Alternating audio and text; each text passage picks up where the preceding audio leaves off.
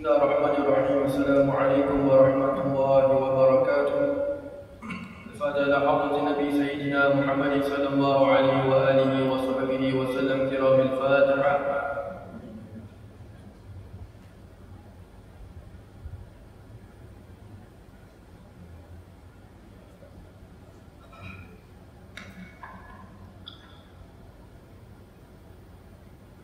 Bismillahirrahmanirrahim. Alhamdulillah alladzi hadana li hadza wa ma kunna linahtadiya lawla an hadana Allah. Alhamdulillahi rabbil alamin hamdan yuwafi ni'amahu wa yukafi'u mazidah. Ashhadu an la ilaha illallah wahdahu la sharika lah wa ashhadu anna sayyidana Muhammadan 'abduhu wa rasuluh. اللهم صل وسلم على سيدنا محمد مفتاح باب رحمة الله عدد ما في علم الله صلاة وسلاما دائمين بدوام ملك الله وعلى آله وصحبه عدد كل ذرة ألف مرة. اللهم صل وسلم على نور الأنوار وسر الأسرار وترياق الأغيار ومفتاح باب اليسار سيدنا ومولانا محمد المختار وآله الأطهار وأصحابه الأخيار عدد نعم الله وإفضاله. سبحانك لا علم لنا إلا ما علمتنا إنك أنت العليم الحكيم. رب اشرح لي صدري ويسر لي أمري واحلل عقدة من لساني يفقهوا قولي. أستغفر الله العظيم الذي لا إله إلا هو الحي القيوم وأتوب إليه. أما بعد. Alhamdulillah, puji dan syukur kita kepada Allah Subhanahu wa taala atas limpahan kurnia-Nya. Kita masih lagi diberikan oleh Allah Subhanahu wa taala peluang untuk kita sama-sama mendatangi rumah Allah yang mulia ini pada mendengarkan sebahagian daripada sirah baginda Nabi sallallahu alaihi wasallam. Semoga Allah Subhanahu wa taala terus memimpin kita. Semoga Allah Subhanahu wa taala terus memberikan kepada kita nikmat taufik dan hidayah, nikmat kesihatan, dan semoga Allah Subhanahu wa taala terus memberikan kepada kita ilmu-ilmu yang bermanfaat, ilmu yang menambahkan kita makin dekat kepada Allah Subhanahu wa taala, dan semoga Allah Subhanahu wa taala mematikan kita semua dalam keadaan husnul khatimah. Amin ya rabbal alamin. Alhamdulillah, kita kembali pada membicarakan berkenaan dengan sirah nabawiyah. Kita masih lagi membicarakan berkenaan dengan peperangan Badar, di mana di antara yang terakhir kita lalu lepas adalah bahawasanya dengan itu bermulalah peperangan Badar, iaitu pada hari Jumaat 17 Ramadan tahun kedua Hijrah, mengikut kebanyakan pendapat ulama. Bermakna ada juga pendapat-pendapat yang lain yang mengatakan bahawa peperangan Badar itu bukan pada 17 Ramadan, tapi pada hari bulan yang lain. Cuma yang 17 Ramadan ini adalah kebanyakan pendapat ulama. Baik, ketika baginda berada di dalam khemahnya, baginda terus bermunajat kepada Allah sambil mengulangi doa-doanya. Maka ketika itulah Allah Subhanahu wa taala berfirman di dalam surah Al-Anfal ayat 9 hingga 10, di mana Allah Subhanahu wa taala berfirman, a'udzubillahi minasyaitonir rajim, istastaghithuna rabbakum fastajaba lakum anni mumiddukum bi alfin minal malaikati murdifin wa ma ja'alahu Allahu illa bushra wa litatma'inna bihi qulubukum wa man nasru illa min 'indillah innallaha 'azizun hakim. Shadaqallahul azim. Yang artinya, ingatlah ketika kamu memohon pertolongan kepada Tuhan kamu, lalu Dia perkenankan permohonan kamu, sesungguhnya aku akan membantu kamu dengan 1000 bala tentera dari malaikat yang datang berturut-turut. Dan Allah tidak menjadikan itu melainkan sebagai berita gembira dan supaya hati kamu tenang tenteram dengannya. Dan kemenangan itu pula hanyalah dari sisi Allah. Sesungguhnya Allah Maha Berkuasa lagi Maha Bijaksana. Baik, ketika itu baginda bersabda kepada Sayyidina Abu Bakar radhiyallahu anhu, bergembiralah wahai Abu Bakar, telah datang pertolongan Allah kepadamu. Inilah Jibril sedang memegang kendali kuda sambil menuntun kuda tersebut, sementara pada gigi depannya ada debu. Jadi apabila Nabi SAW terus menerus dalam keadaan berdoa di dalam khemahnya, maka Allah Subhanahu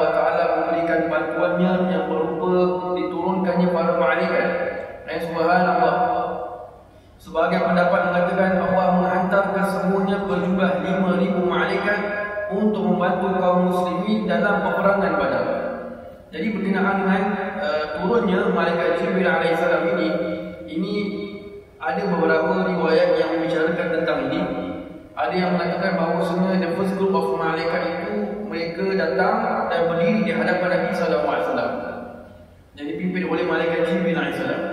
Kemudian datang lagi 1000, mereka berada di kanan Nabi sallallahu alaihi wasallam. Datang lagi 1000 berada di kiri Nabi sallallahu alaihi wasallam. Dan kemudian yang lain datang apabila telah berlakunya peperangan. Subhanallah, ini ada beberapa riwayat. Cuma nak beritahu di sini adalah bahawa itulah pertolongan yang Allah berikan buat umat Islam membantu Nabi sallallahu alaihi wasallam secara khususnya dalam peperangan Badar. Baik. Bantuan Allah ini untuk membantu kaum muslimin memerangi yang musyrikin, bukan turut membunuh mereka, kerana kekuatan malaikat, terutama malaikat Jibril, mampu melenyapkan seluruh penduduk bumi seperti yang berlaku pada umat Nabi Nuh dan Nabi Saleh alaihi wassalam.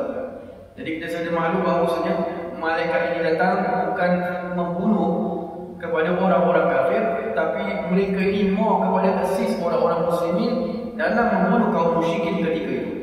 Not literally membunuh. Subhanallah. Baik. Sayyidina Ibn Abbas meriwayatkan bahawa salah seorang dari Bani Ghifar berkata kepadaku, aku dan sepupuku naik ke atas gunung untuk melihat Badar.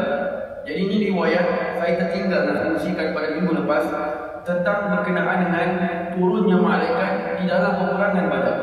Subhanallah. Jadi ia diceritakan oleh Sayyidina Ibn Abbas bahawasanya ada salah seorang daripada Bani Ghifar berkata kepadaku, aku dan sepupuku naik ke atas gunung untuk melihat Badar. Ketika itu kami masih dalam keadaan musyrik. Kami hendak menunggu sehingga peperangan selesai untuk mengetahui siapakah yang kalah, hingga kemudian kami dapat mengambil harta rampasan perang bersama yang lain. Yang ini dua orang pula. Ini mereka cabut. So mereka cabut apa? Pasal nak duit. So mereka buat apa ni? Mereka naik gunung tengok ni peperangan ni. Siapa yang menang, mereka lepas dapat peperangan mereka akan konon-kononnya mereka baru habis orang. Ni plot lain sikit. Subhanallah. Jadi dia perhatikan peperangan, siapa yang kalah, kami nak rampas mereka punya harta bersama yang menang. Baik. Ketika kami berada di atas gunung itulah, tiba-tiba ada awan hitam makin mendekat ke arah kami, sehingga kami mendengar gegasan kuda di celah awan itu, dan ada suara yang berkata, majulah wahai Haizum. Jadi ini dua orang ni, bila setelah tengah tengok peperangan Badar ni, tiba-tiba nampak ada ini kumpulan awan hitam, awan yang gelap maknanya, datang mendekat ke arah dia. Subhanallah. Dan mereka mengatakan, kami mendengar gegasan kuda di celah awan itu.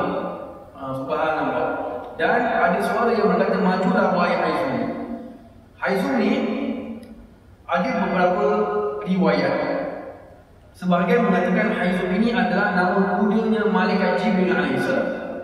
Nama kudanya. Ada yang mengatakan nama kuda malaikat Jibril itu namanya Al-Hayat. Subhanallah. Ini perbezaan lah pendapat para ulama tentang apa yang Haizum ni. Cuma kalau dalam kitab silat itu mengatakan Haizum ni adalah referring kepada kudanya malaikat Jibril alaihissalam. Sepupuku tidak kuat jantungnya atas apa yang dilihat dan dengar, sehingga dia mati mendadak ketika itu. Sementara aku hampir mati juga, namun aku menguatkan diriku sekuat tenaga dan selamat. Kemudian setelah peperangan, aku mendatangi Rasulullah SAW dan memeluk Islam. So ini riwayat, tambahan riwayat untuk menguatkan lagi adanya malaikat yang turun membantu pada peperangan Badar. Baik, berkenaan dengan bantuan malaikat ni, ia bukan seperti mana yang dikatakan oleh Imam Nawawi rahimahullah taala, bantuan malaikat ini bukan khusus untuk peperangan Badar saja. Ada peperangan-peperangan yang lain yang juga malaikat turun membantu kaum muslimin. Subhanallah. Cuma yang paling signifikan itu adalah pada peperangan Badar. Yang paling terselah, yang paling masyhur itu adalah pada peperangan Badar. Para malaikat ketika itu memakai serban berwarna putih yang dilepaskan ekornya ke belakang, kecuali serban malaikat Jibril berwarna kuning atau merah.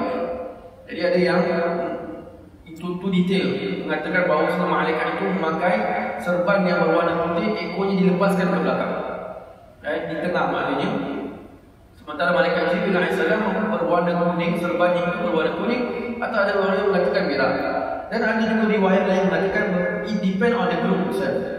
Mungkin group first 1000 lain warna serbannya, second one lain warna serbannya, dan sebagainya. Subhanallah. Baik. Kemudian kita dah mendengarkan pada minggu yang lalu tentang kisah seorang sahabat yang bernama Umair bin Al-Umar radhiyallahu anhu yang sedang makan kurma, dan di tangannya masih ada lagi beberapa biji kurma, lalu beliau berkata ibat. Ini berkenaan dengan Nabi SAW sedang motivate para sahabat. Maksud sahabat itu mengatakan tidak ada apa namanya demi dalam ringkasnya barang siapa yang mati pada peperangan ini dan dia terus maju dengan dalam keadaan ikhlas, tidak mundur, maka tidak ada balasannya kecuali syurga.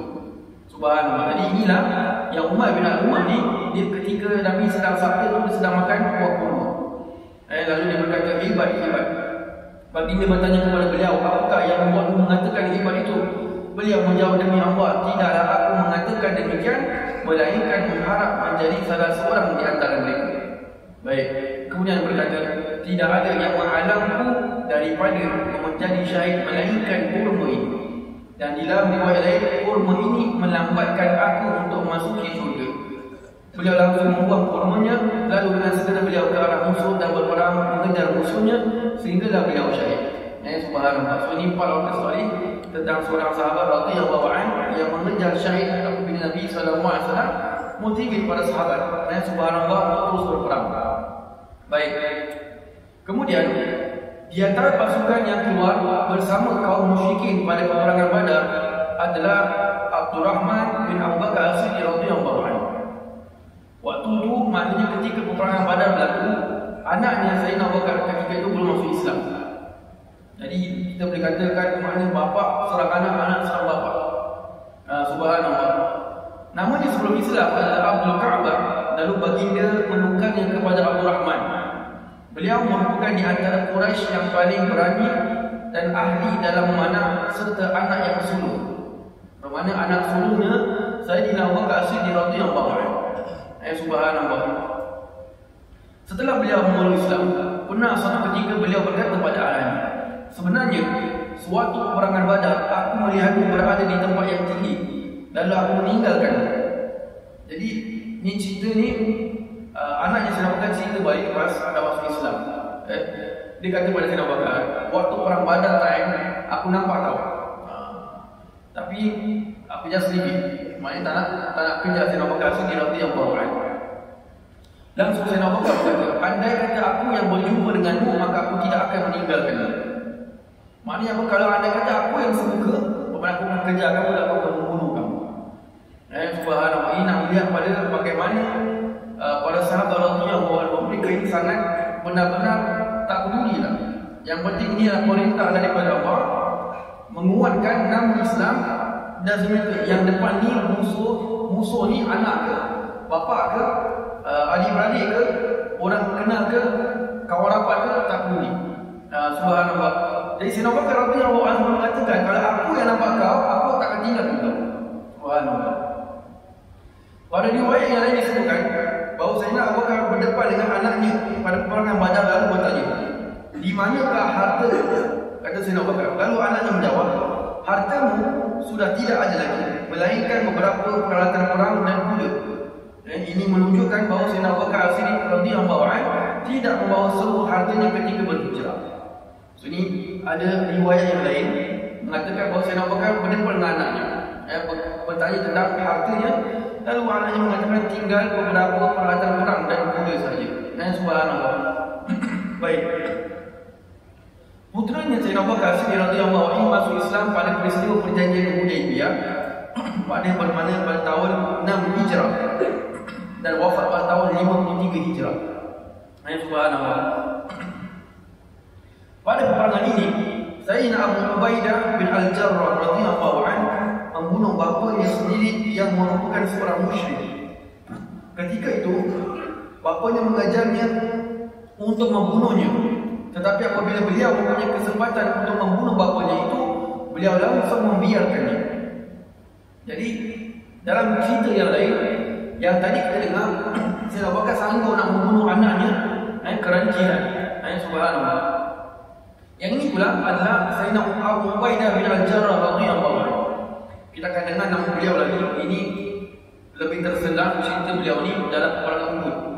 Subhanallah, bagaimana beliau membinting Nabi sallallahu alaihi wasallam dalam peperangan Uhud. Subhanallah. Kita kata binting ni bermakna tak kisah panah ke pedang ke. Subhanallah, beliau ada di hadapan Nabi sallallahu alaihi wasallam untuk melindungi Nabi. Kita akan sampai bagi insya-Allah. Cuma ketika dalam peperangan Badar ni, Sayyidina Abu Ubaidah bin Al-Jarrah radhiyallahu anhu, beliau pada peperangan itu bunuh bapa dia sendiri. Mula-mula bapanya mengejar dia untuk membunuhnya, tetapi apabila beliau mempunyai kesempatan, Sayyidina Abu Ubaidah bila ada kesempatan untuk bunuh bapanya, langsung dibiarkannya, tak jadi nak bunuh. Subhanallah. Kemudian beliau kembali mengejar bapanya dalam suruh bunuhnya. Mula-mula biarkan, tiba-tiba U-turn balik, kejar balik bapa dia dan bunuh dia sendiri. Maka Allah Subhanahu wa taala pun berfirman pada ayat terakhir surah Al-Mujadalah, di mana Allah Subhanahu wa taala berfirman, A'udzubillahi minasyaitonir rajim. La tajidu qauman yu'minuna billahi wal yawmil akhir yawaduna man 'ada Allah wa rasulahu walau kanu aba'ahum aw abna'ahum aw ikhwanahum aw 'ashiratahum ulaika kataba fi qulubihimul imana wa ayyadahum bi ruhin minhu wa yudkhiluhum jannatin tajri min tahtiha al-anhar khalidina fiha radhiyallahu 'anhum wa radu 'anhu ulaika hizbullah ala inna hizballahi humul muflihun. Shadaqallahu azim. Apa kata Allah Subhanahu wa taala? Artinya, engkau tidak akan dapati suatu kaum yang beriman kepada Allah dan hari akhirat berkasih mesra dengan orang-orang yang menentang Allah dan Rasulnya. Sekalipun orang-orang yang menentang itu ialah bapa-bapa mereka, atau anak-anak mereka, atau saudara-saudara mereka, ataupun keluarga mereka. Mereka itulah yang telah Allah tetapkan iman dalam hati mereka dan telah menguatkan mereka dengan semangat pertolongan daripadanya. Dan dia akan memasukkan mereka ke dalam syurga yang mengalir di bawahnya beberapa sungai. Mereka tetap kekal di dalamnya. Allah rida akan mereka dan mereka rida kepadanya. Mereka itulah penyokong-penyokong agama Allah. Ketahuilah sesungguhnya penyokong-penyokong agama Allah itu ialah orang-orang yang berjaya. Jadi Allah beritahu bahawasanya orang-orang yang adanya iman dalam hati mereka itu, mereka akan terus menentang di bermakna terus berperang. Berperang ni bermakna sampai pada masa diwajibkan untuk berperang. Jadi bila mereka berperang, tidak sebenarnya siapa yang mereka perang.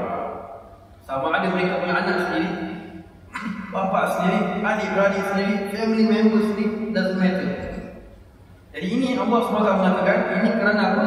Kerana iman itu telah kita kata telah tetap dalam hati mereka. Subhanallah. Jadi itulah yang Allah Subhanahu wa taala mengatakan, sama Allah memberitahu mereka itulah penyokong-penyokong agama Allah. Dan sesungguhnya penyokong agama Allah itu ialah orang-orang yang berjaya. Jadi ayat ini turun sekali dua cerita ni masuk dalam ayat ini. Subhanallah. Baik. Pada peperangan ini juga terbunuhnya Umayyah bin Khalaf berserta anaknya yang bernama Ali, seperti mana yang diriwayatkan oleh Sayyidina Abdul Rahman bin Auf radhiyallahu anhu. Yang kita waktu membicarakan berkenaan dengan peperangan Badar, Umayyah bin Khalaf ni pada awalnya dia tidak mau ikut. Kerana dia sudah diberitahu, Nabi SAW telah memberitahu bahawa Umayyah bin Khalaf akan dibunuh. Jadi dia mengatakan bahawa dia only waktu yang senang dibunuh itu adalah waktu peperangan. Sebab tu dia tak mau ikut pergi peperangan pada awalnya. Tapi dipaksa oleh Abu Jahal lama mengikut juga. Ringkasan cerita. Jadi pada peperangan ni, dia dan anaknya bernama Ali, dua-dua ni terbunuh dalam peperangan Badar. Beliau berkata, ini daripada Sayyidina Abdul Rahman bin Auf radhiyallahu anhu. Beliau berkata, pada peperangan itu aku berjumpa dengan Umayyah bin Khalaf yang merupakan kawan rapat bagiku sewaktu jahiliyah. Ketika itu aku melihat dia bersama anaknya Ali. Jadi Sayyidina Abdurrahman bin Auf radhiyallahu anhu ceritakan berkenaan dengan bagaimana kawan dia yang bernama Umayyah bin Khalaf ini terbunuh bersama dengan anaknya yang bernama Ali. Subhanallah. Jadi dia mengatakan sini bahawa sebenarnya Umayyah bin Khalaf ini dengan Sayyidina Abdurrahman adalah kawan baik waktu zaman jahiliyah di Mekah. Subhanallah. Baik. Ali pernah memeluk Islam sewaktu di Mekah. Namun dia dan beberapa orang yang lain disiksa oleh kaumnya yang menyebabkan mereka murtad dan mati dalam keadaan kafir. Na'udzubillah. So mereka ni ada memang dos yang dah masuk Islam, kemudian tak tahan kena siksa, mereka murtad. Na'udzubillah. Subhanallah. Dan mereka mati dalam keadaan kafir. Sehingga Allah Subhanahu wa taala menurunkan ayat tentang mereka. A'udzubillahi minasyaitonir rajim. Innal ladzina tawaffahumul malaikatu zalimi anfusihim qalu fima kuntum qalu kunna mustad'afina fil ard qalu alam takun ardullahi wasi'atan fatuhajiru fiha faulaika ma'wahum jahannam wa sa'at masira. Artinya sesungguhnya orang-orang yang dicabut nyawanya oleh malaikat dalam keadaan menzalimi diri mereka sendiri. Malaikat bertanya, dalam keadaan bagaimana kamu ini?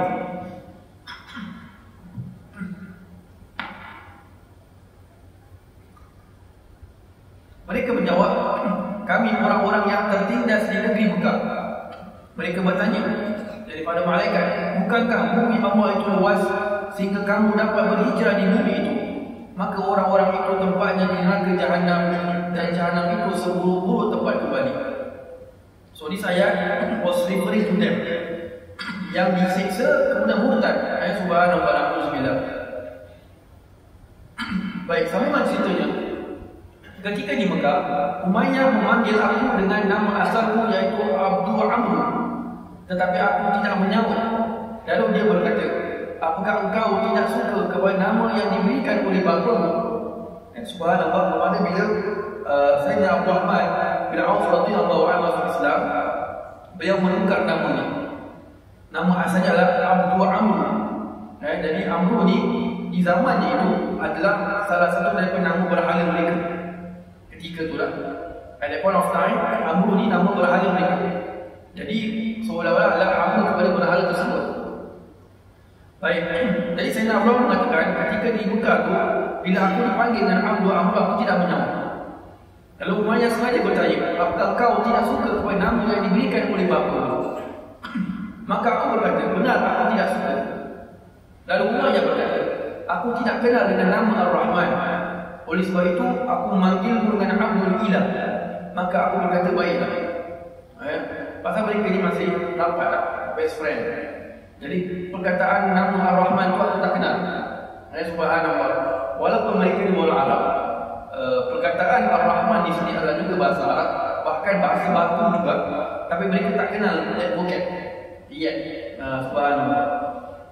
Jadi Umayyah mengatakan, kalau itu aku panggil kamu dengan Abdul Ilah, hamba-Nya Tuhan.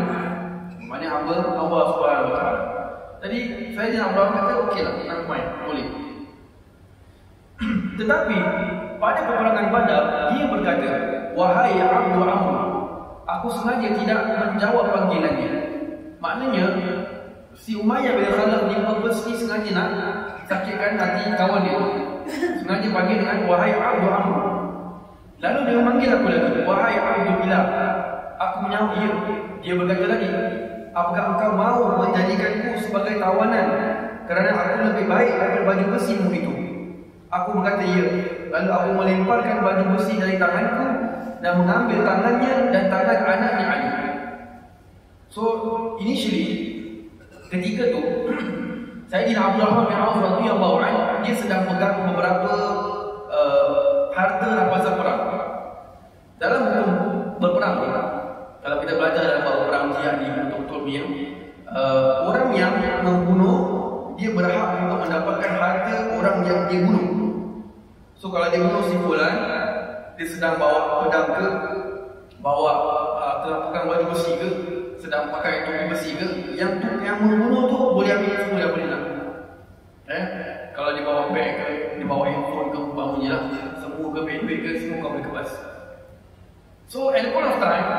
Sayyidina Abdullah bin Auf dia baru kemas satu orang punya perisai. Dia punya shin lah, ataupun baju besi, sebagai lewat kata baju besi. Itu yang si Umayyah kata, apakah engkau mau menjadikan aku sebagai tawanan kerana aku lebih baik daripada baju besi begitu? Bermakna Umayyah bin Khalaf ini semula-mula macam selain itu kan, kepada kawan dia, kau tangkap aku, kau masukkan aku among the prisoners, maknanya nanti kau masukkan aku, kau tangkap aku dia. Pasal apa? Umayyah bin Khalaf tahu kalau aku serah diri, aku tak mati. Kan saya kena tawan. Perang belum habis pun tak kena tawan. Pengecut. Umayyah bin Khalaf. Jadi itu yang kata aku berkata ya. Lalu aku melemparkan baju besi dari tanganku, bermakna harta yang telah aku lemparkan, dan mengambil tangannya dan tangannya anaknya. So pimpin ni bawa pergi tempat tawanan. Baik. Kemudian dia berkata kepada aku, wahai Abdullah, siapakah lelaki di antara kamu yang terkenal dengan bulu unta di dadanya? Maksudnya itu ada di baju besinya di sekitar dadanya. Jadi Umayyah ni cuba nak berbual dengan Abdullah bin Auf. Buat nak on the way, nak pergi letak tempat prisoners di tempat. Jadi dia kata, siapa orang yang terkenal dengan ada bulu unta di baju besinya? Subhanallah. Maka aku berkata, itu adalah Hamzah bin Abdul Muttalib. Lalu dia berkata, itulah orang yang melakukan kejahatan terhadap kami. Pasal apa? Kenapa kata kejahatan? Kerana Sayyidina Hamzah kan mula-mula waktu dia kan menang. Sayyidina Hamzah ni memang known for orang yang ahli memanah. Subhanallah, ada trademark, ada bulu unta di baju besinya, trademarknya. Kemudian ketika aku sedang berjalan, ini masih cerita lagi, berjalan memegang mereka sebagai tawanan, Sayyidina Bilal melihatku bersama mereka. Siapa Sayyidina Bilal?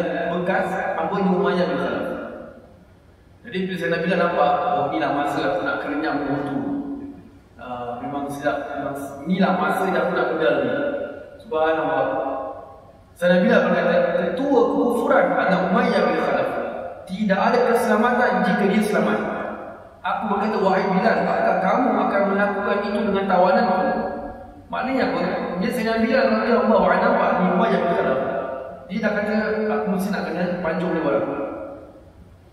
Jadi Sayyidina Abdullah bin Auf cakap dengan Sayyidina Bilal, ini dah jadi aku punya tawanan.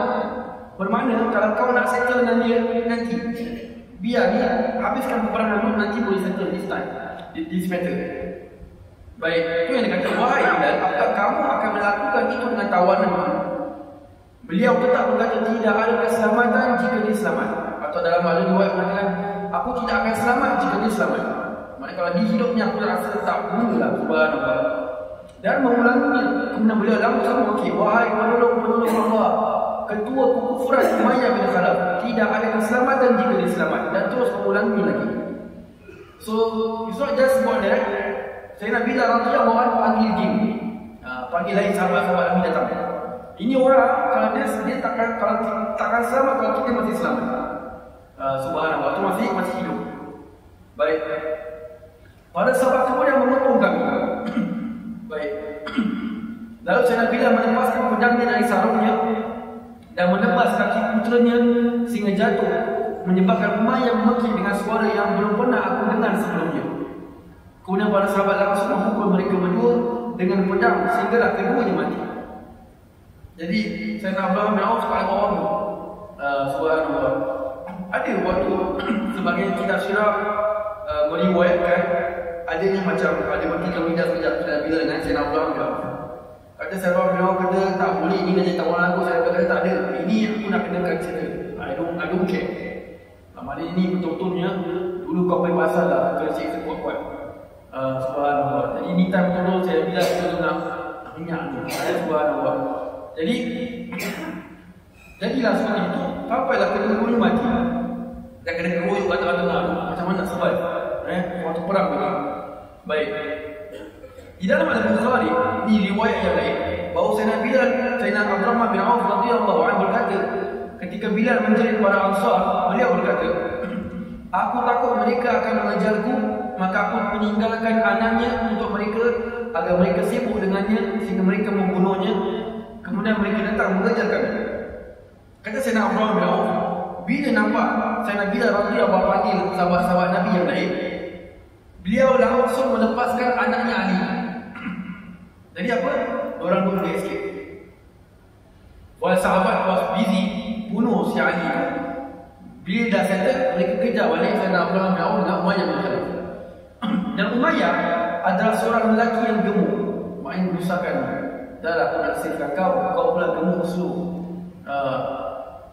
Maka aku berkata dulu lah. Lalu aku mengepungnya dengan diriku ke atasnya untuk melindunginya. Lalu mereka menikamnya dari bawah sampai mereka membunuhnya. Mati. Subhanallah. Yang penting dulu ayat kata Umayyah sekarang memang mati. Subhanallah. Macam mana mati? Doesn't matter. Yang penting dah mati. Subhanallah.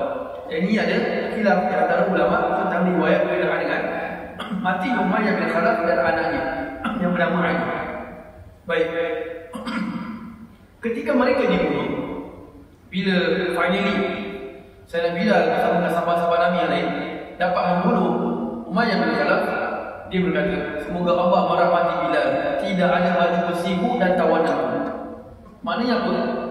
Bayrat Sayyidina Abdullah bin Auf dapat baju besi, bawa balik lah, dibuat jual, bisnes lagi. Tapi dia tinggalkan pasal nak bawa tawanan. Now baju besi pun tak dapat, tawanan pun tak dapat. Dulu tak dapat. Subhanallah. Ada dalam riwayat yang mengatakan semoga Allah merahmati Bilal, baju besi pun tidak dapat dan dia menyakitiku dengan membunuh tawananku. Kata Sayyidina Abdullah bin Auf yang bawa. So itu yang berlaku berkenaan dengan kisahnya matinya Umayyah bin Khalaf. Baik. Abdurrahman bin Auf, Sayyidina Abdurrahman bin Auf radhiyallahu anhu ceritakan, ni dah kisah yang lain. Ketika aku berada dalam peperangan Badar, ketika aku menoleh, tiba-tiba di sebelah kanan dan kiriku ada dua orang remaja yang masih muda. Aku seperti tidak yakin akan keselamatan mereka berdua. Jadi ni tu yang men ni datang jumpa Sayyidina Abdurrahman bin Auf radhiyallahu anhu. Baik.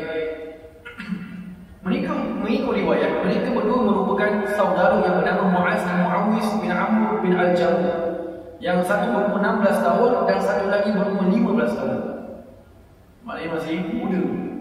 Dan mereka berdua adalah orang Ansar. Orang Ansar.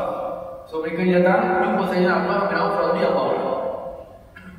Mu'az berkata kepadaku, wahai pakcik, tunjukkan aku yang mana satu Abu Jahal. So sekarang ni kita sedang akan membicarakan berkenaan dengan matinya Abu Jahal, si Fir'aun. Finally, after so long dengan nama dia, inilah mungkin di tempat cerita ni tak dengar lagi nama Abu Jahal. Jadi ni dua orang yang abang ni namanya Mu'az, dia bertanya, wahai pakcik, tunjukkan aku yang mana satu Abu Jahal. Jadi Sayyidina Abdullah bin Auf radhiyallahu anhu curious. Wahai anak muda, apakah hajat kamu dengannya sehingga membuatmu mencari?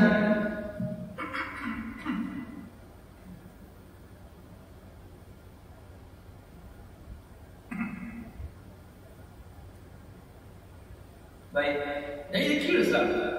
Kenapa tiba-tiba ni orang Ansar yang tak pernah langsung berjumpa dengan Abu Jahal, tak pernah jumpa dengan orang-orang pembesar-pembesar Quraisy yang lain, tiba-tiba mention nama Abu Jahal?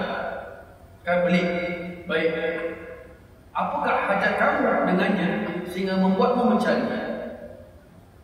Lalu Mu'az menjawab, kami diberitahu bahawa dia adalah orang yang paling memusuhi baginda dan selalu menyakiti baginda.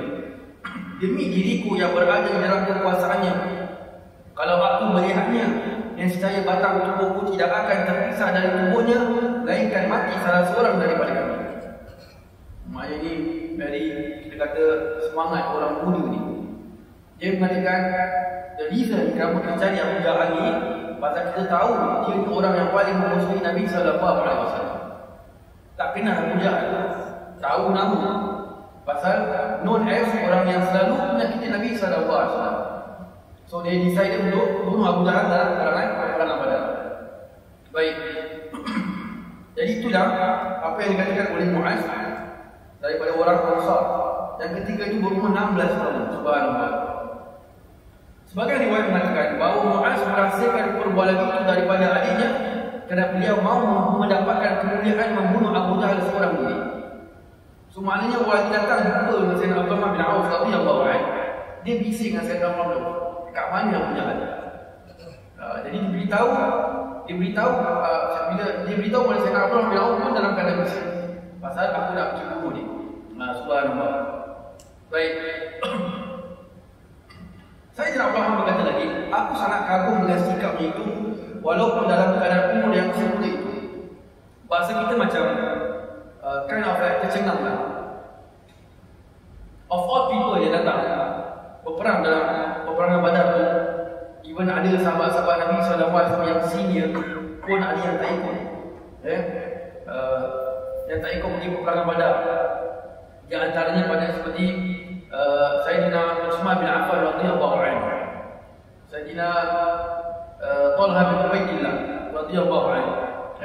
Dan mereka ni tak ikut perang ada sebab lah.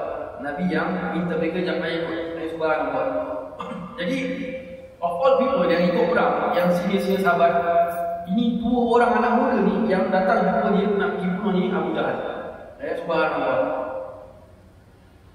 Tidak berapa lama kemudian, aku melihat Abu Jahal sedang berlegar di atas kudanya di celah-celah manusia. Lalu aku berkata, tidakkah kamu berdua melihat orang itu? Inilah orangnya yang kamu tanyakan kepadaku. Subhanallah. Ketika itu, Abu Jahal berada dalam satu kepungan ibarat al-harjah, iaitu rimbunan pupuk yang tebal yang sukar untuk menembus masuk kepadanya.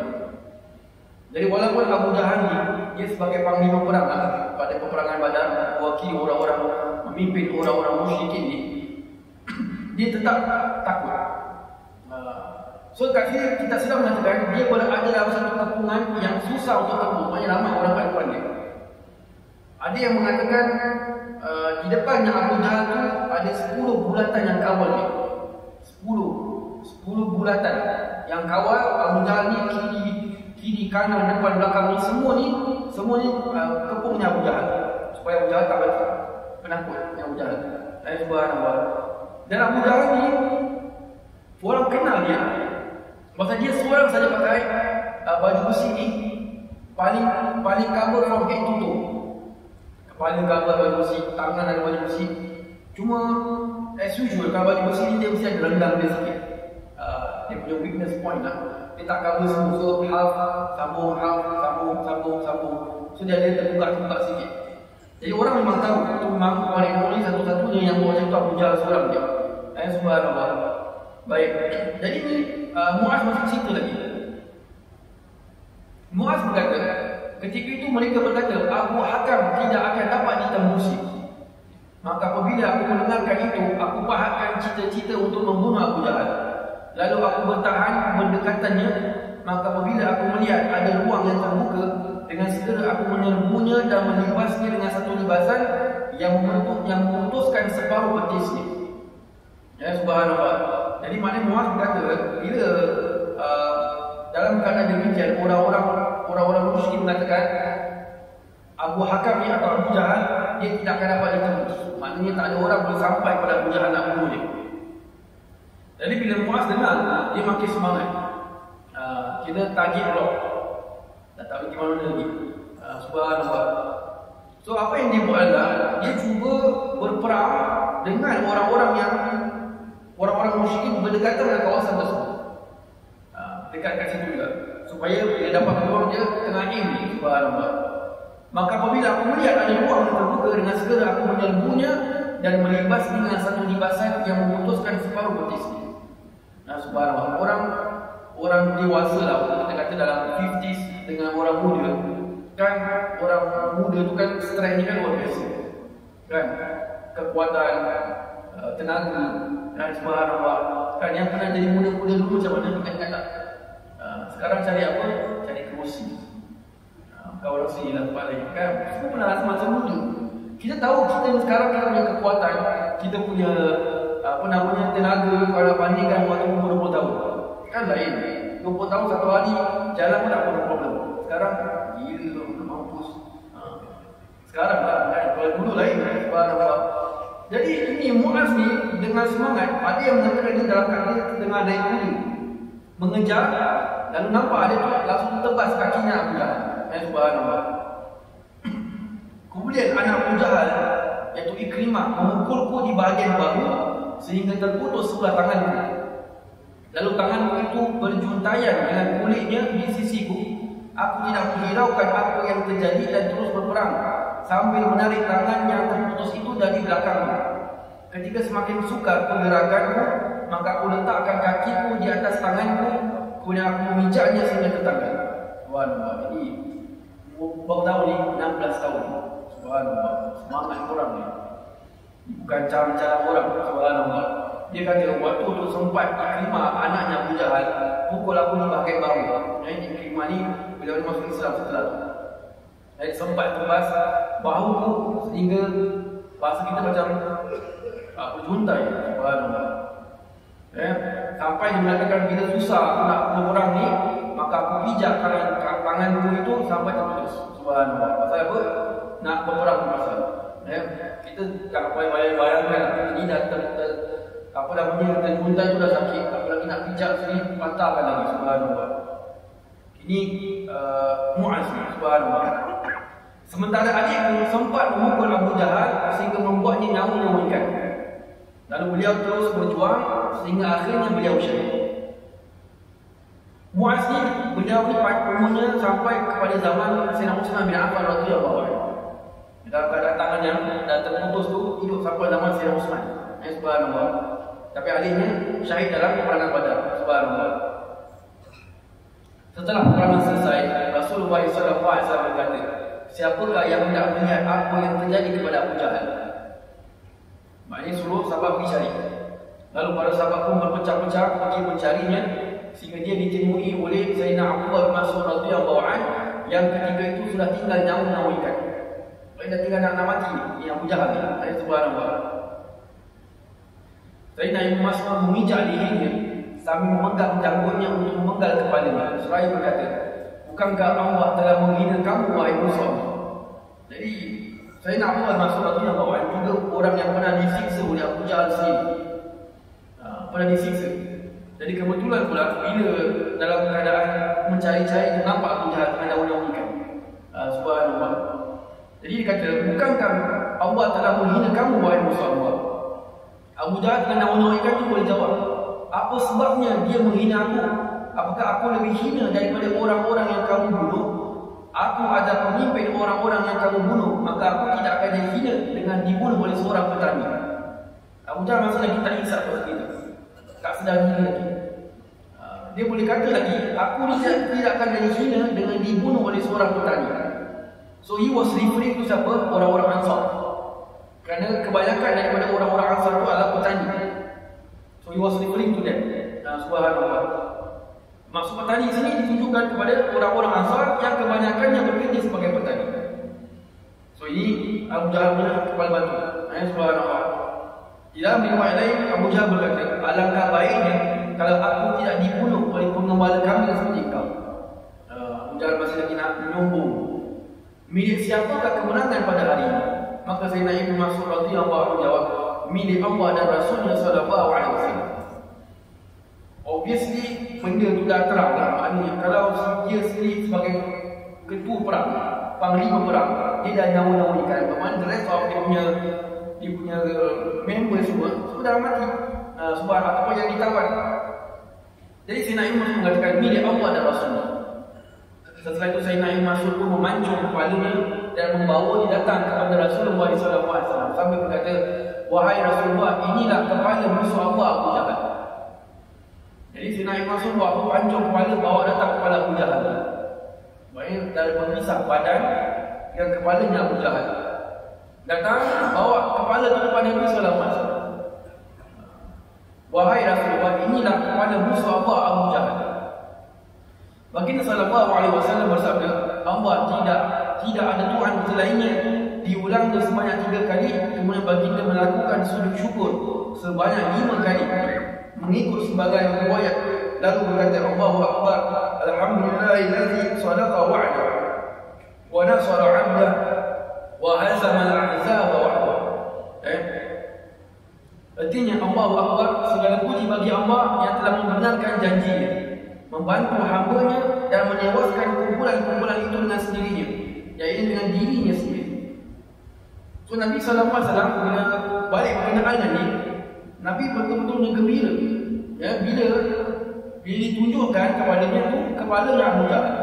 Sampai Nabi SAW nak just mengatakan la ilaha illa huwa, baginda mengatakannya 3 kali, kemudian baginda boleh sujud syukur 5 kali.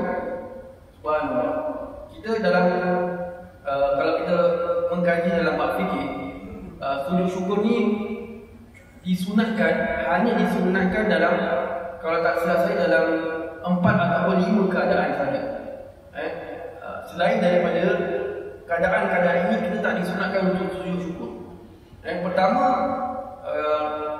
ketika diberikan nikmat yang besar secara mendadak, berita yang atau nikmat yang jarang dapat atau susah nak dapat diberikan, maka disunatkan untuk dia melakukan sujud syukur. Dan nikmat orang dapat anak contoh, dapat cucu, dapat anak, sunat sujud syukur. Diberikan rumah yang baru, sujud syukur. Mungkin kalau orang-orang perempuan 5 tahun sekali baru dapat rantai, dia boleh sujud syukur, boleh dapat sujud. Umpamanya orang sini tempat lain, yang every year punya dapat rantai kotor je, rantai emas 5 tahun sekali. Jadi bila dapat rantai emas, boleh sujud syukur, umpamanya. Jadi orang-orang yang kita kenal, dia mendapatkan nikmat yang besar dan sebagainya, maka disunatkan untuk sujud syukur. So itu yang pertama. Yang kedua, apabila terselamat daripada malapetaka atau bala, sakit penyakit yang berat, sama ada untuk diri sendiri atau orang-orang yang dikenal, kawan-kawannya, maka diberitahu bahawa ia sembuh daripada penyakitnya, maka boleh sujud syukur. Yang ketiga, apabila melihat orang yang fasik melakukan maksiat. Kenapa sujud syukur? Kerana Allah SWT menyelamatkan dia daripada melakukan maksiat tersebut. Sampai dalam kitab mengatakan, kalau orang yang fasik ni, even kita boleh sujud syukur depan mata dia sendiri, bagi orang yang fasik. Pasal apa? Supaya dia terkesan bahawa maksiat yang dia buat ni nak kena stop. Sampai macam itu sekali. Subhanallah. Yang keempat, melakukan sujud syukur apabila mendengar kabar akan orang yang sakit. Ustaz, sujud syukur bila dia sakit, kita sujud syukur pula. Main syukur Allah tak berikan kita penyakit yang dia sedang hadapi tersebut. Dan bila kita dah macam itu, jangan kita sujud syukur depan mata dia pula. Wah, awak sakit kan? Saya pun sujud syukur. Apa sahaja awak sujud? Nasib baik saya tak macam awak. Pula dah. Member besok meninggal. Dapat kawal macam itu. So tu yang keempat. Dan yang kelima, apabila matinya musuh-musuh Allah. So ni hanya di 5 keadaan saja kita disunatkan untuk melakukan sujud syukur. Ada jenis 5, ada khilaf di antara ulama. Ada kata tak kisah, as long as benda tu dinamakan sebagai nikmat, boleh sujud syukur. Sama ada nikmat yang hakiki ataupun nikmat yang merupakan maknawi. Hakiki itu bermakna literally benda tu yang diberi nikmat tu nampak. Benda yang kita nampak lah, pada objek. Yang maknawi pula adalah hanya Allah saja yang boleh beri nikmat tersebut. Nikmat dapat baca Quran, nikmat dapat memperbanyakkan amalan-amalan sunat, nikmat dapat bangun malam, nikmat tu, nikmat ibadat. Ada yang kata boleh lakukan sujud syukur, pasal ini nikmat juga lah, nikmat yang rare. Allah pilih siapa yang Allah nak berikan dia taufik dan hidayah untuk didapat buat ibadat. Alhamdulillah, inilah keadaan disunatkan untuk kita sujud syukur. Jadi Nabi SAW bila ni Abu Jahal mati ni, Nabi sampai sujud syukur 5 kali berikut sebagai riwayat. Subhanallah. Dan Nabi menyambung membacakan yang kita biasa baca waktu takbir hari raya. Allahu Akbar, alhamdulillahilladzi sadaqa wa'dahu wa nasara 'abdahu wa hazaba al-ahzaba wahdahu.